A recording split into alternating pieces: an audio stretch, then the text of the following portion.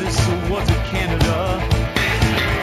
Drinking whiskey in the morning light, and I work the stage all night long.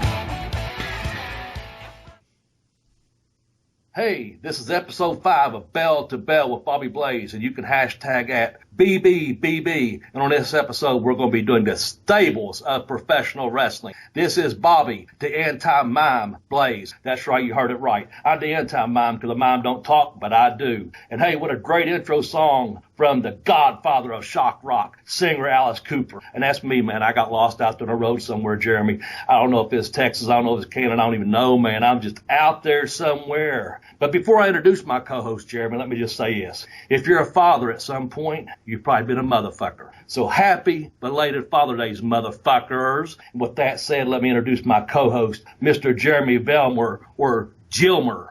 No. I am Hot Stuff, Jeremy Vilmur. Hot Stuff, yes. I like the song, and I think it works well with my flashy new sharkskin jacket. Nice. So my co-host this week is Hot Stuff, Jeremy Vilmur. Yeah, your last week's co-host was pretty good. The brain guy, I liked him. He seemed all right. But I think I can bring something new to the show, some new dynamics and some flair. You know, brighten things up around here. Well, Mr. Hot Stuff, thank you for being here with me this week. I appreciate that. Appreciate it very much. With those introductions right there, how about let's get in a couple shout outs for this week? You have any? I do, actually. I've got one here for a fella named Ray Daly, who wrote a poem that I'm going to read with his permission. And it is aptly titled Bell to Bell. Right on. And it goes a little something like this. I will throw you in the air. I will slam you on a chair. I will fight you in my socks. I will shut you in a box.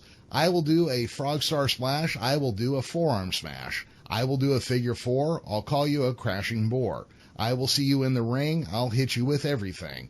About our match, I will tell. We will take it. Bell to Bell. And that's by Ray Daly.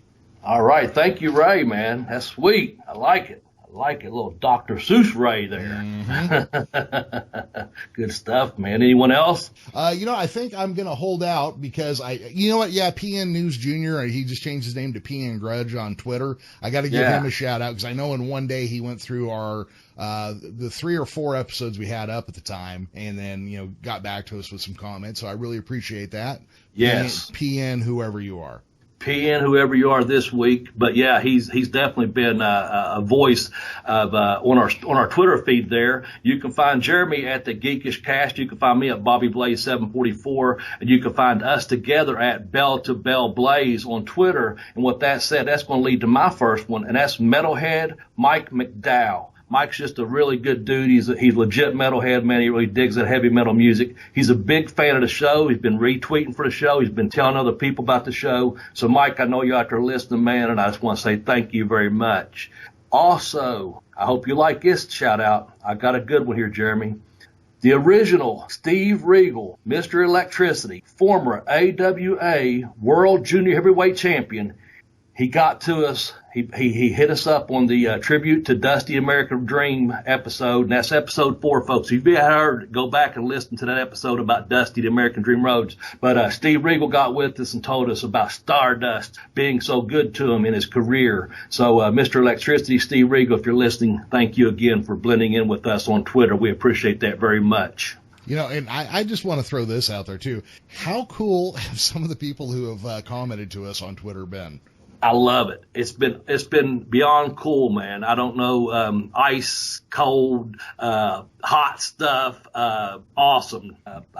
You tell me some words to describe it, because, man, we've heard some from very, very cool people. Well, a baby doll, I think that's still one that just knocks me on my ass when I think about it, because, when I was a teenage boy watching her walk around the ring, I never thought one day on a computer she'll be commenting on one of our shows. That was really cool. Ron Fuller's given us a couple shout-outs. That's been really awesome. And that's huge. Yeah, and that's a big deal to me because, I'm not from the South, but I do know historically, without the Fuller Welch family, you don't have pro wrestling as it existed in its heyday.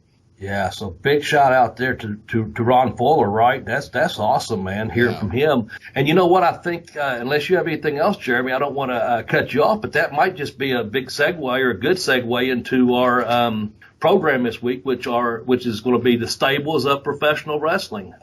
What about that? Is that a good segue? I think that's a good enough segue. Yeah, we're going to talk about what we think the top 10 stables in wrestling were. Obviously, there's going to be a lot of stuff we leave out of this. I mean, we are a little older and don't watch a lot of the current WWE product. So, we can throw out a whole bunch of guys right off the top. If they came out in the last 10 years, we probably haven't seen them. Or if we did see them, we don't want to comment on them. Yeah, I don't want to seem disrespectful on any one of the athletes that are out there today for, some of the WWE's product and some of the other, products that are out there, whether it be New Japan or Ring of Honor or Impact or anyone. Bottom line is, like Jeremy said, we're not trying to be disrespectful to any of those. We're a little bit older, and our stables are going to be, it's not going to be in the last 10 years or so, more than likely. I don't think there's anyone, it's safe to say probably, pre-2000? Yeah, I mean, one or two of them might bump the edges of the 2000s, but everything else will be before that.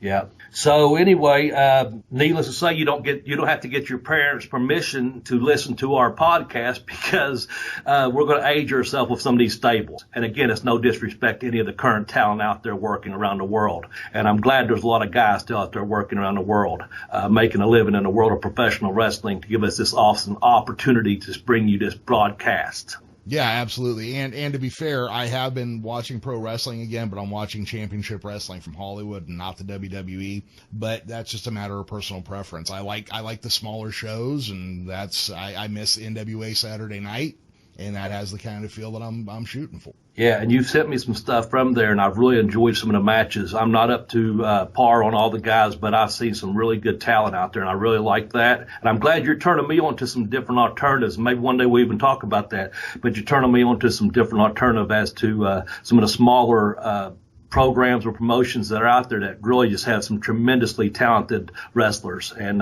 that's great that we can keep these guys in business. So thanks for turning me on to that, by the way. Yeah, absolutely. So that being said, it's not that like we said, we're not trying to cut anybody's throat here. It's just these are the guys who, for us, form the core of what a stable was in pro wrestling. And with that, Bobby, why don't you tell us who's number 10? Number 10. Let me think here. Shit. Did you lose your list? No, I'm just debating if I want to change it up on you. Okay, give me a good reason why number 10 should be the Von Erichs. Well, the Von Erichs, okay, first off, they were a small little promotion out of Texas that blew up worldwide and was drawing eyeballs from everywhere. Number 2, my wife and I, when we lost a child, we actually formed kind of an emotional bond to the Von Erich family in the ethereal realm. We certainly felt like we could understand what it was like to be in their shoes. Number 3, the Von Erich boys could draw some hot ass to any of their shows they went to. They got girls in the crowd, and they practically got raped on their way to the ring. That makes them number 10 in my spot. And I like them being at number 10.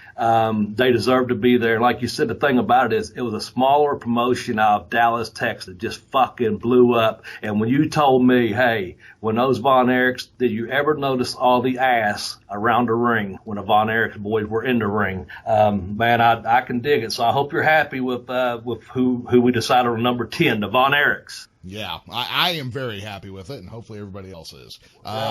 I'm going to let you do the next one. All right. I'm going to let you do the next one for a good reason. Yeah. Well, number 9 is Hot Stuff Inc. from UWF, basically is the era I'm going with, which would be, most importantly, Missy Hyatt. Oh, hey, maybe she'll write us. There's always hope, I guess. Hot Stuff Eddie Gilbert. And at the point where I really got an eyeball on it, Sting and Rick Steiner. That was kind of the crew that took my eyes. Without Hot Stuff, you never get Sting past being Blade or Rock or Flashboard, whatever his boring ass thing was, and you never get the WCW that was going to be there. Obviously, without Rick Steiner, you don't get Scott Steiner. You don't get one of the most dominant tag teams of all time without them. Not only that, Eddie Gilbert had a penchant for being a fucking douchebag. Oh, my God. Well, but the thing about that, too, what a great mind, a tremendous mind for the wrestling business that Eddie Gilbert had. So number 9 comes in at Hot Stuff Inc. And I don't think I can add anything that you haven't already said about them. So number 10, the Von Erich family. Number 9, Hot Stuff Inc. with Eddie Gilbert and Missy Hyatt. Yeah, most importantly, Missy Hyatt. Okay. Well, let's see here on number 8. We're treading on dangerous ground with the Dangerous Alliance. How about that? Paul Lee's Dangerous Alliance. Yeah, which I didn't even know this. I didn't know they started in the AWA. He started there with Adrian Adonis, the quote-unquote original Midnight Express. That was the original Dangerous Alliance. I knew them more from their NWA/WCW era. Yeah, when I went back, I recall it, but only because when I went back and looked it up, did I realize it had included the original Midnight Express. But like yourself, I remember more from the NWA run, of course. Yeah. So, Paul E., and we can't leave a manager like Paul E. having a stable of guys, because some of those guys that came and went through there, you've got to put them on there. So there's the Dangerous Alliance, folks. Yeah. Well, and also, this is where Paul Heyman came from. I mean, Paulie Dangerously, this is where he started. So, ECW, and I realize he's semi-controversial, but I think most people would accept that Paul Heyman has been one of the most creative minds, and probably during the periods where WWF or WWE in the early 2000s was getting some lifeblood pumped back into it. Sometimes he was behind it. Yeah. And, that's the whole thing is like, when you look back, it started off in AWA. I know he had like a brief little run in Memphis, I guess, and then he went to AWA and then eventually to WCW. But when you get that transition there around the early 2000s with the ECW, or I should say around 2000 with the merger or buyout or what have you, when it comes around that time for WCW and WWF at the time, or WWE, I don't know what the fuck. But anyway, Paul E., man, I mean, you can't leave his Dangerous Alliance off there, and that's where he came from. Sorry about that, everybody. We seem to have had a internet connection, or the ghost of Chris Adams might have super kicked Bobby in the head. I don't really know what happened, but we're back and we're going to pick up where we left off. How you doing there, Bobby? Oh, fuck, man. I'm seeing stars. I don't even know. I think we dropped off with the Dangerous Alliance, and Chris Adams still haunting me, man. Maybe because he wasn't in that Von Erich stable. I don't know. But anyway, I think we're up to the Hart Foundation. How about that? Yes, number 7, the Hart Foundation. There you go. Let's pick up from there, Jeremy. What about the Hart Foundation? Well, this is going to be a little bit smaller stable, and there were a few different versions of the Hart Foundation. So I want to kind of reference both here. Obviously the Hart Foundation, the tag team managed by Jimmy Hart with Bret the Hitman Hart and Jim the Anvil Neidhart. Mm-hmm. Awesome, dominant heel tag team. They were kind of the shit until Demolition came along, and then they were the shit again after Demolition started to fade. But also the quote unquote new Hart Foundation, or whatever they did years later when they buffed up a feud between Canada and America. Yes. I love that stuff. Yeah.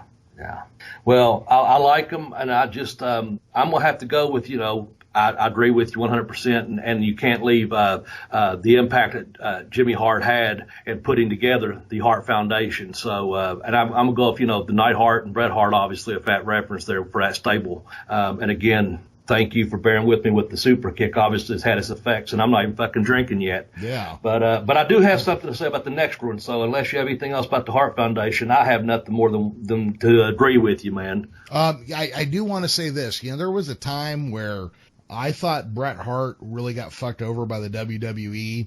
And then after looking at it with 20 years to kind of look back, I think the right thing to do was fuck him, take the title off of him, because you can't even run the partial risk of somebody disappearing with their belt to another company.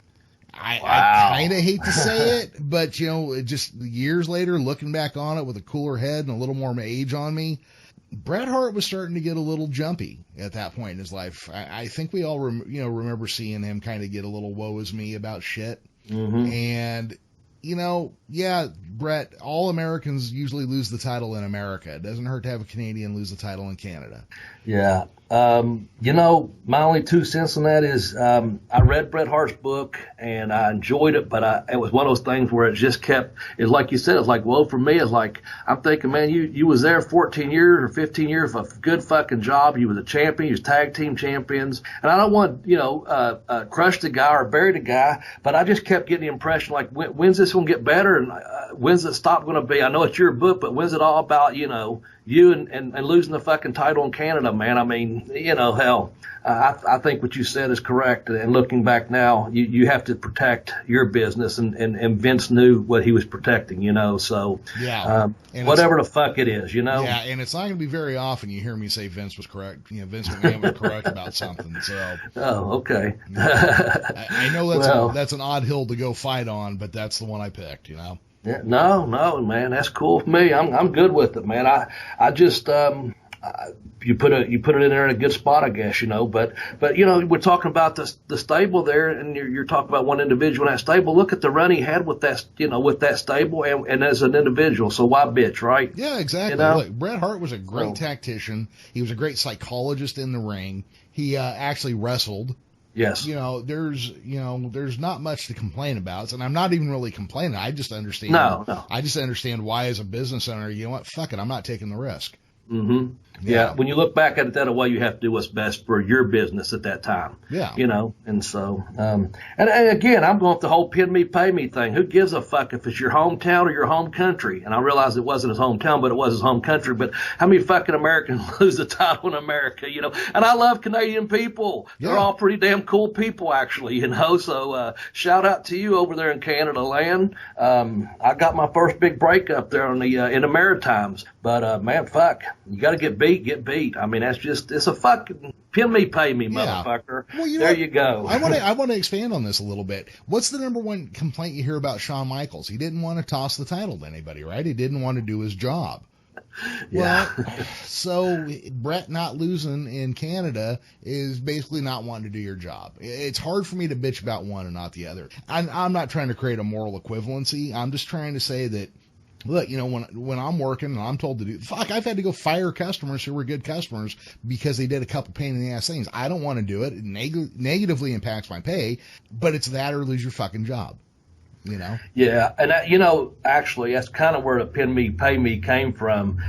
Where I took that from really was a little bit not wrestling related, but life related. Because sometimes you got a job and you think, oh, I've got this big dream. I'm going to do this. I'm going to do that, and I'm going to own my own company, or I'm going to whatever it is, and you've got this dream job, you're going to make all this fucking money, you're going to be rich and famous. But I took the idea of that of pin me, pay me, basically from 1985. There's a really good movie called Runaway Train that had John Voight and Eric Roberts in it, and John Voight's character basically talks about Eric Roberts, whose name's Buck in there, his dream. And he says, you know what, man, that's bullshit. He said, you ain't going to do nothing like that. I'll tell you what you're going to do. You're going to get a job, and you're going to do what you're going to do. You're going to get a little some job some convict can get, like scraping trays in a cafeteria or cleaning out toilets. And you're going to hold on to that job like gold, because that's what it is. It's gold. And let me tell you, Jack, that is gold. You listen to me, motherfucker,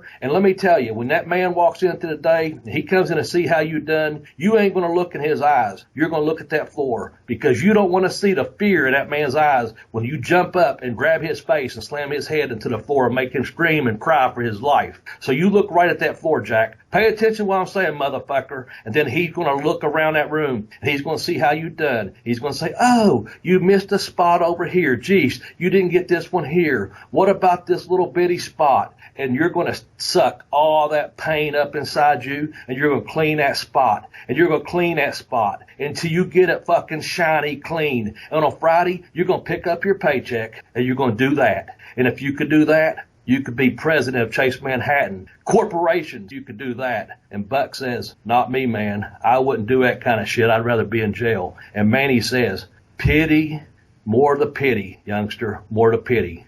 And he says, can you do that? And Manny says, I wish I could. So when you're out there, keep your fucking eyes to the floor. You mop that spot. You clean that fucking toilet. You do what you got to do and collect your fucking paycheck every week and do your fucking job, because that's it. Pin me, pay me. I hope I didn't go off on too much of a rant, but there you go. I think you helped illustrate exactly the point that I was trying to make. Yes. In a very weird spot. spot. I caught your drift there, yes. We Yeah. put it in a good spot. But I get that a lot on my Twitter, on especially Mondays on my Twitter feed, about I'll get hit up on, man, I'm back to the grind, or it's, it's like if the rest of the fucking week starts off like this day does, and we all do it. Oh, and yeah. you have that one day or those couple days or that week, and you're like, you know what, though? You just fucking keep on cleaning. You keep on doing your fucking job. And at the end of the week, if you're lucky, you collect your fucking paycheck and you go about your business. Pin me, pay me.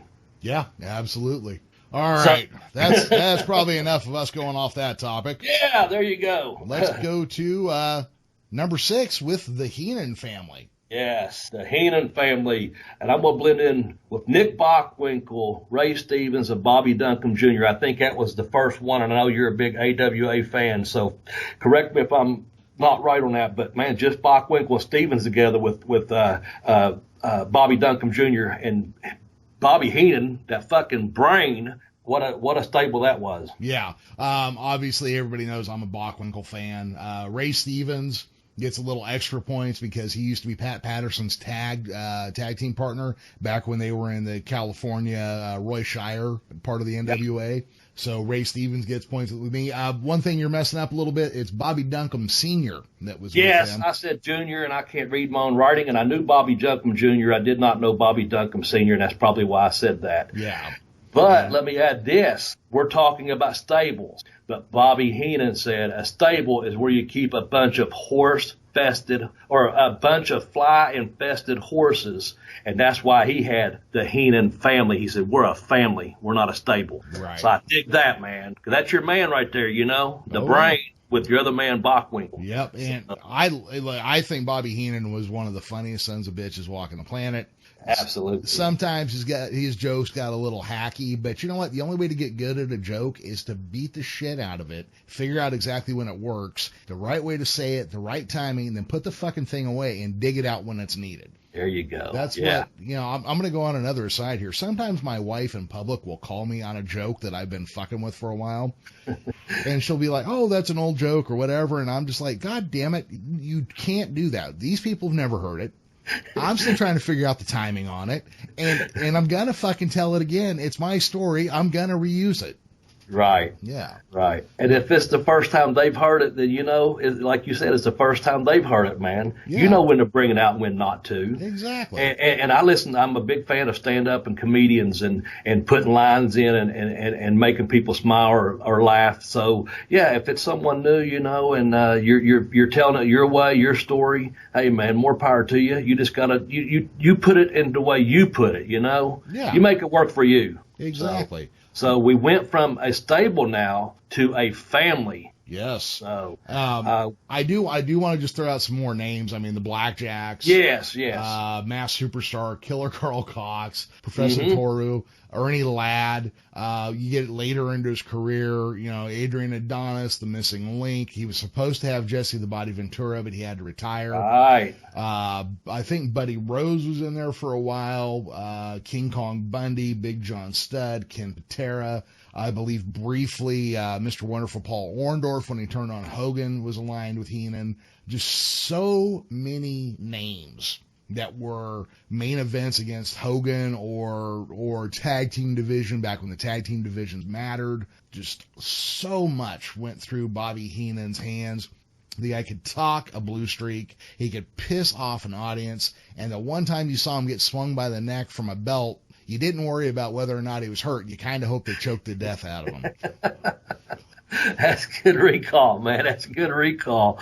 And I think it's a great segue, since we're talking about families, to move into our, where we at, our number 5 right now? We are going to number 5. Number 5. Okay, with that said, we're going to mention the First Family. That's who I'm going to throw out. The First Family, managed by Jimmy Hart. And, of course, we mentioned him earlier with the Hart Foundation. So, with this group here, as you heard Jeremy talking about all the many names that were involved in the Heenan family, there's probably even more fucking names and too many. I'm not even going to name, Jeremy. We had talked about this a little bit off the air. I'm going to tell you this. Jimmy Hart was the mainstay. He was the main manager, whatever. But all the fucking names that were in the first family might as well have been second, third, and fourth fucking family, you know. So, but we got to put them in there. So coming in at number 5, I had the first family. What do you think? I think that's a great choice. You're right. There were so many people through the first family that it did encompass all the in-laws and outlaws.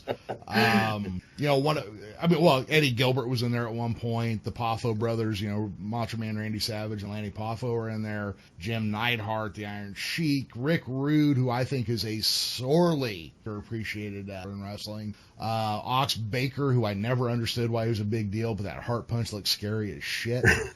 Yeah. You know, and then you get into his time in the WWF, Greg Valentine, Brutus Beefcake, Adrian Adonis, Terry Funk, Haas Funk, the Hart Foundation, the Honky Tonk Man, Dino Bravo. I mean, just A-list after A-list after A-list celebrity. You know? Yeah, absolutely, man. So that was number 5, the first family. And again, we're probably still missing a couple of people off the Heenan family and off the first family. I read less names. Yeah, I read off less names than I read less than I left off. Is that right? Yes. Okay. So a shitload of them. A whole shit ton. The next one, I'm going to lean on you a little bit because they were a little more Southern, but I do want to say it's not a lack of trying on my part to know more about them. I certainly, in theory, know a lot about this, but number 4 is the Stud Stable, and tell us a little bit about them. Well, man, I'm a fan of the Stud Stable, and just because I'm a big Southern wrestling fan and where I grew up, I've got some early, you know, TV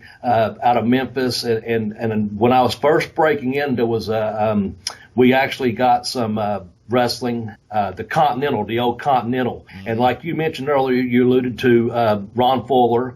And I've had the privilege of meeting Robert Fuller, and the best I could tell over in Continental, the Stud Stable included, you know, Ron Fuller, and their cousin is Jimmy Golden, who later I'll mention he comes in Smoky Mountain and WCW as well. Jimmy Golden's a cousin, but you got Robert Fuller, Ron Fuller, a young Arn Anderson, and Lord Humongous over in Continental. So I caught the tail end of that, and that had some different names coming and going too. A young I want to say Tom Pritchard, maybe a Brian Lee. A couple other guys may have been, you know, coming in on the tail end of that. I could be wrong, but I do know this next one that was, as soon as you said Stables, Stud Stable came to my mind because of the Smoky Mountain run. And in Smoky Mountain, it was Robert Fuller along with Jimmy Golden and Dutch Mantell. And man, I could still, they used to come out to the Black Crows, and I'd hear that song, da-da-da-da-da, da-da-da-da-da, and you knew the fucking Stud Stable was coming to whip someone's ass, you know. So that's where I was going with that. And then also, of course, now we know with the importance of the podcast and stuff. You're listening to maybe the Stud Stable podcast, and I'll give them a plug there real quick over with the Arcadian Vanguard group, and all hats off to them. They're doing a tremendous job over there. But when it gets to WCW, Robert Fuller becomes Colonel Rob Parker, and that's just a great gimmick. He brings in, he has Arn Anderson and Jimmy Golden, and he has Ming as the fucking bodyguard, and that was that big national exposure. And you got that Colonel, you know, Robert Parker out there with that Southern accent and the hat and the white, and you know, feuded eventually with Scary Sherry, and just, you know, when it comes like that, it's just, again, I'm leaving off a lot of different names, I'm sure, but to me, I could not leave off the Stud Stable. No, absolutely not. And apparently, Robert Fuller brought something else with him whenever he went somewhere. Apparently, the guy was hung like an elephant. That's just what I heard. Yeah. I'm going to throw this out there real quickly. How's that? Just a real quick story. I've heard that story before. One time, Rip Rogers put on Twitter, somebody's going to feel this. And he put question mark, and people were guessing. And this is when I was very first on Twitter, and people were guessing, like, what the fuck? He said, who said it? You know, somebody's going to feel this. And so I don't want to talk out of school or anything, but I was like, you know, they must have went to a bar in Atlanta. Someone's getting their ass whipped or something like that. And basically, I guess they had done some TV tapings, and as he got out of the car, I guess they was going to head to the hotel bar. And of course, maybe some rats were involved. I don't know. I'm just saying. But basically, I guess they all knew what he's packing. And he said, somebody's going to feel this. It was that one. And I think the other one, what was the other thing? He said, Mama's got a roast on or something when he wanted to leave a meeting or something. But anyway, yeah. So Tennessee Stud, the Stud Stable, Robert Fuller. Apparently, those Fuller boys are packing. So let's leave it at that. Yeah. And the name of Ron Fuller's podcast is the Studcast. Yes, the Studcast. My bad. No. I just want to make sure we got the name out there. That way people can check it out if they want. Yeah, give them a plug, man, and go over and give them a listen, guys. We're all about we're getting people plugging our podcast, and don't forget you got the Geekish Cast, not wrestling related, but Jeremy's got a great podcast. That's how he and I meet. So go visit the Geekish Cast. There's Morning Moroses with our friend Juliet's out there. There's all kinds of other podcasts you can listen to, but we're glad you tuned into our podcast. So I'm just going to, give it a plug there, go do what Jeremy said. Go give it a listen to the Studcast. Yeah, the guy's a hell of a storyteller, really is. Yes. He's seen so much and done so much, and then he reminds me of my great uncle Tom, who passed away a couple days before my dad passed away. The man could tell a story, and that is a lost fucking art anymore. Present company accepted, of course, Bob. Well, yeah. No, he's a great storyteller. Listened to several of his podcasts as well as when he was a guest on several of the other before he even got his started. So what a tremendous storyteller, yes. But let's jump up to number what are we down to? We got 3, 2, and 1, right? Yeah, we're down to number 3. Okay. With number 3, we're going to go with D-Generation X, DX. Is that correct? That is correct. I have gone on record as not being a huge Shawn Michaels fan, but together with Hunter and, who else was in there? One of the Armstrong brothers and Billy Gunn and Chyna. This was a very, very, very watchable and dominant group of people. And that's Brian Armstrong. And I couldn't Brian, remember which one it was. Tremendous the way he can talk. He did, you didn't know? So, I love the Armstrong family. And that's when you put them together like that. Like I said, you don't have to be a Shawn Michaels fan, but when you put that group together and plus having Chyna in there with the female, so you had a really good group of people there, and eventually you had, what's his name? Sean, my good buddy Sean Watman was there. Yep. So just a very good, combined together, a good group or a stable, if you will. So yeah, I think they earned number 3 spot. Yeah. Well, and I want to throw some stuff out there, and it's the number 3 and number 2 are going to bleed together a little bit. Yes. But the DX invasion of WCW Monday Nitro. There was a thing going on that we forget now, where guys are starting to wrestle under their real names and not their gimmick names. And you didn't quite, now we all knew wrestling was bullshit, but we were seeing things that didn't look so bullshit. And, they're showing up at each other's shows, and they were instrumental, I believe, in blowing a big breath of life into a period of time where wrestling was just fucking on fire. And the thing that kept you on the razor's edge was there was the believability factor, but just sharpened up so much. Yes. And that whole Monday Night War thing, man, which I think is going to lead us to our number 2. Like you said, it's the bleed over. It's no secret, I don't think, to go ahead and add them in right now. The NWO. Yeah, there's no way to leave them off of this list. How would you even describe wrestling before the NWO came out? WWF was in the shitter, WCW in the shitter, AWA closed, the Continental was closed, or it folded into USWA, and they were getting ready to fold up. Mm-hmm. Von Erichs were gone. Mm-hmm. We didn't get shit from outside the country unless you're a tape trader, so Japanese stuff didn't matter. Regional promotions were disappearing left and right, and they were leaving in their place not much of anything. And even the big boys weren't getting eyeballs. And then one day, Razor Ramon, a.k.a. Scott Hall, a.k.a. Big Scott Hall, came walking out of the crowd on WCW television. Right. And you couldn't go anywhere without seeing an NWO T-shirt in 2 months. Right. It was ingenious at the time. It was just the way it was done. Like you said, it just kind of a breath of the oxygen that needed to blow that little bit of oxygen for that little fire to blow it up big time. You know, it was just, that's what it needed. That breath of fresh air, that oxygen hitting that little flame and poof, blowing it up. And it just continued to blow up from there. You know, it almost got to where, well, it did eventually get up to where it blew up to where it was fucking, it imploded, you know, because every fucking person in the world was a member of the NWO at some point or another. So I don't even know if you want to fucking go down that damn list. Well, we could just say you can beat a dead horse. You can't have too much of a good thing. And a one-trick pony is only good for that one trick. You know, I don't want to shit on any part of it, but yeah, you did get No. Yeah, where you did have an NWO white and an NWO red, and then later an NWO silver, and you know, and I'm sure everybody kind of looked around and thought, fuck, what do we, you know, we can't stop it, but goddamn, get this NWO shit off of me. You know, they even, you know, I'm sure we're going to do this top 10 list of the things that killed WCW at some point. But originally, the plan for Thursday Thunder and Monday Nitro was one of them was going to be an NWO show. And I don't know how the fuck you one show with just a faction, and one show was going to be WCW. Yeah. And, you know, they weren't allowed to hire more people, and it kind of became a snake eating its own tail at that point.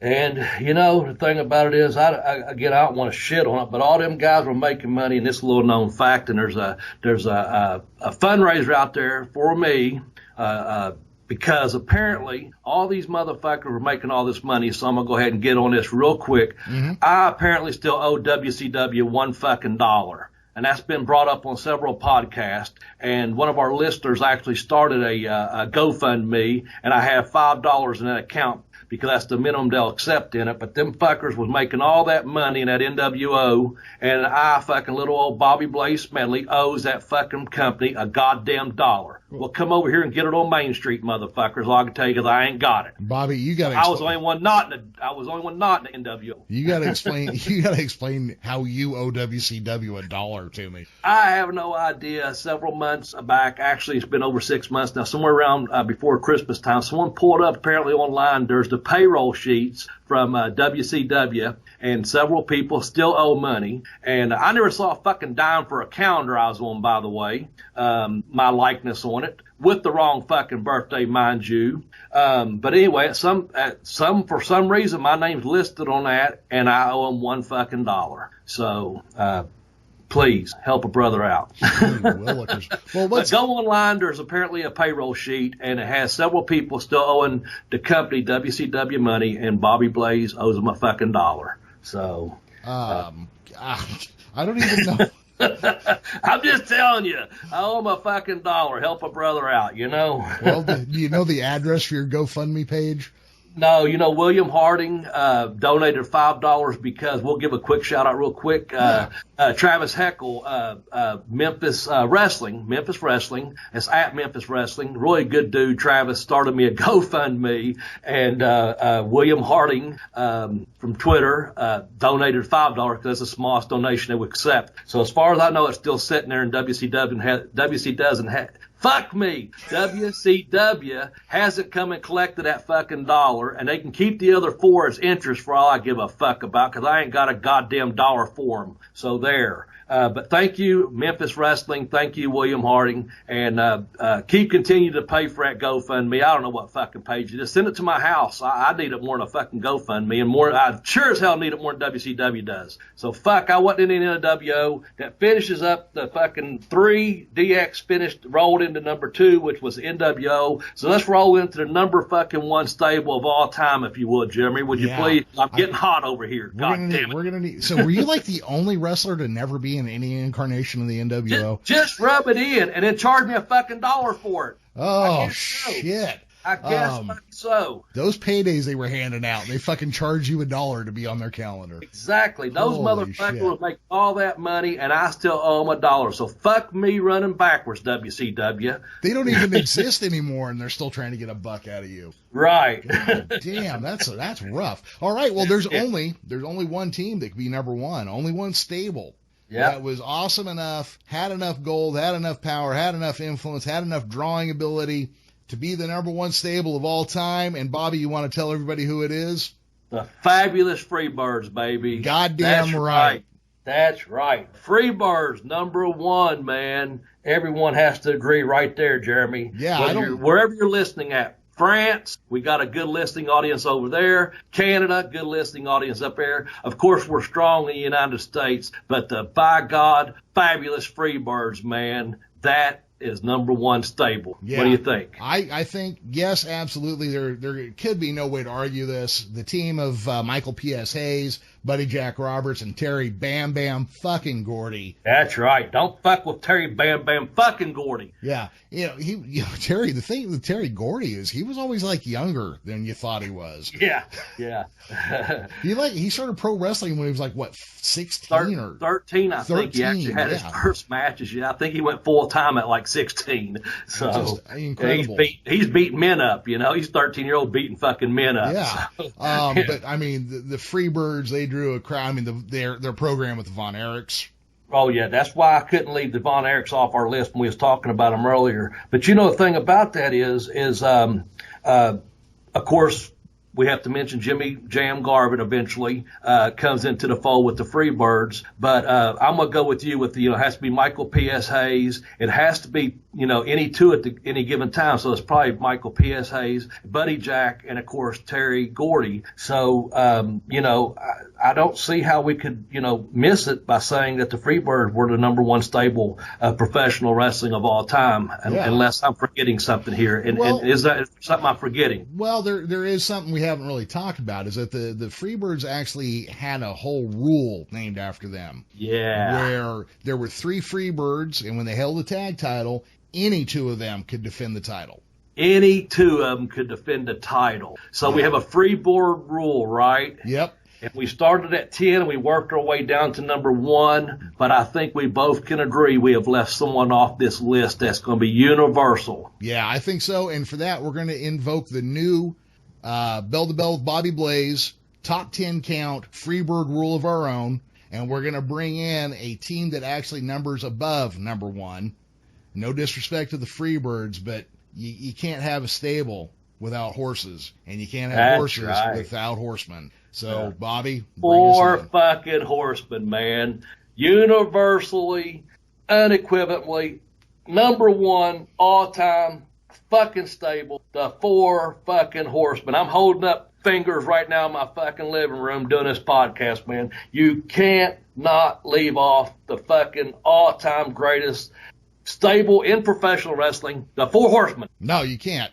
Just look at the amount of gold going through four hands. Yes. And, for me, it's always going to be J.J. Dillon, Ric Flair, Tully Blanchard, Arn and Ole Anderson. I mean, those are going to be, my 4, my quintessential horseman team. But even when we lose Ole, they're still a strong team. Arn, fuck, what a badass.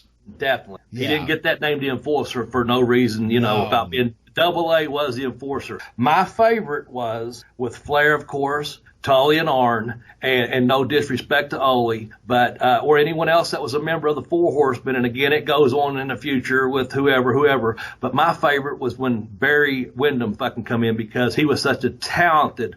I was a big Barry Windham fan, so that was my favorite 4 Horsemen group right there. Was Flair, Arn and Tully, and Barry, and of course we can't leave out, one of the greatest managers of all time, J.J. Dillon, heading up the Horsemen. So that was my favorite. So no disrespect to any other of the 4, and I know Ole was there at the beginning, but I'm going with Flair, Tully, Arn, and Big BW, Barry Windham. Well, so but it's still the Horsemen, Yeah, well, I was going to say, Barry Windham and Rick Rude are 2 guys that I always think get overlooked for. Yes. I think part of what happened to Barry Windham was they put that stupid fucking Western Heritage States, whatever the fuck title that meant nothing, that only 2 people ever held. Yeah. I think that actually kind of undervalued him a little bit by putting some bogus title on him. Yeah. But Barry Windham was a legit badass. Every member of the Horsemen, except maybe J.J. Dillon, was a legit badass. Yeah. J.J. had a tendency to cry like a little bitch when he was getting stuck with a spike. But they lived that lifestyle, and they were the Horsemen, and that's the thing, man. And when Arn went on there and cut the interview and just dropped those fingers down and said the 4 Horsemen of the Apocalypse, Boom, right there you had it. So that there is the all-time greatest stable of professional wrestlers ever assimilated in the world of professional wrestling, according to the Bell to Bell with Bobby Blaze podcast with Jeremy. What was it? I said Gilmer. Hot stuff, Yes. Jeremy Vilmur. Yes, sir, Jeremy. Give us some cheap plugs on our way out of here. Oh, God. Well, everybody remember to check us out on Twitter. You can hit Bobby. I'm going to blank on yours because I got to the plugs and hadn't been ready for them. Well, you find our joint account at Bell to Bell Blaze. You can find me at The Geekish Cast. Bobby, where do they find you at on Twitter? Find me at Bobby Blaze 744, baby.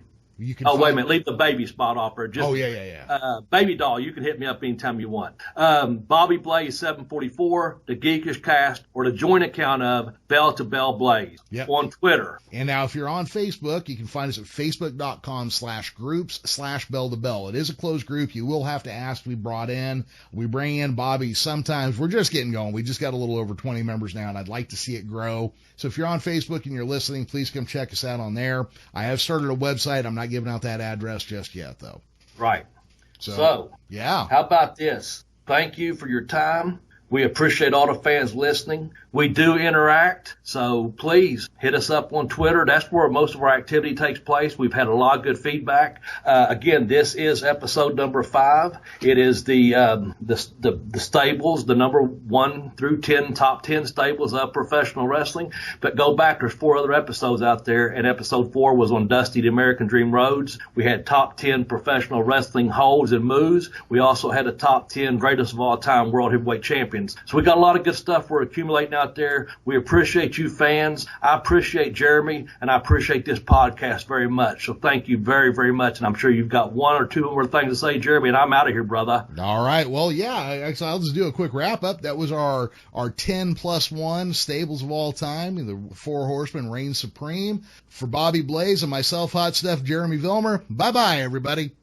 Along with James J. Dillon. Just like Christmas, New Year's, Easter, the 4th of July, anytime you see the 4 Horsemen together, it's something special. It's a special day. It's an event, if you would. The newspapers come around, the TV cameras cover it, because we're special, because we control wrestling. We rule the world of professional wrestling. The world television champion, the world heavyweight champion, the greatest tag team combination of all time, the Minnesota Wrecking Crew, the Andersons, and my humble self. Tony Schiavone, The Rock and myself stand before you in this Yuletide season a little naked. You see, world television champion, world heavyweight champion, but Rock and I are a little bare. Our tree is a little bare. But let me tell you, beyond the shadow of a doubt, that's temporary. You see Nikita Koloff, you've got to stop. You're the U.S. heavyweight champion. I'm not forgetting that. Ronnie Garvin, Barry Windham, you're the U.S. tag champions. Rock and myself have not forgot that. So rest assured, GQ Ball, as I stand here before you, rest assured, your U.S. title is in jeopardy. It doesn't get mentioned much, but it's in the back of my mind because I'm going to tell you, I myself, personally, am going to restore the name Anderson to where it should be on top of the heap. I guess what we're trying to say is whether you're a fat, out-of-shape truck driver, whether you're a skinny geek pushing a taxi cab, whether you're a doctor or lawyer that doesn't have half the money we have, this is the way life is. If Ole wants to slap Road Warrior Hawk, he'll do it. If Tully wants to spit on Road Warrior Animal, he'll do it. If Iron wants to take Dusty Rhodes, do all that, he'll do it. And Nikita, if I want you, all 3 of them, to hold you, I'm going to slap you, I'm going to spit on you, I'm going to kick you, and I'm going to go, woo, all night long. We going to Minneapolis, we going to LA, we going to Frisco, Albuquerque, Chicago. In other words, after we beat all the wrestlers up, if there's a woman out there, what to find out just where she stands in the world of femininity, jump on the Horseman one time, baby. It's an all-night ride. We're going to destroy Philly tonight. Woo! Chicago tomorrow, the 4 Horsemen right here. Yeah!